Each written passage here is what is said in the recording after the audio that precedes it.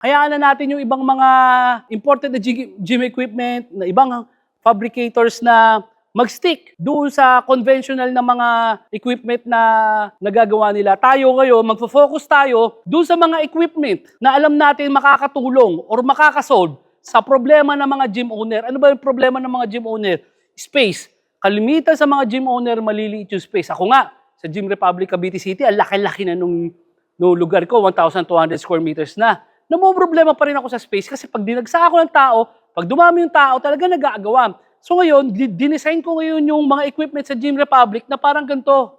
Na maliit lang yung space na kakainin, maliit na footprint yung kakainin, pero napakaraming tao makakagamit at maraming exercises na magagamit. Then, sinolve din natin yung problema ng mga nag-gym na ang pinakamalaking problema sa nag-gym is pumipila ka. Yung pagpunta mo doon ng alas 4, alas 5, alas 6, ang dami-daming tao. Dito sa mga equipment na dinesign natin, I hope masusolusyonan natin yung mga problema na yon.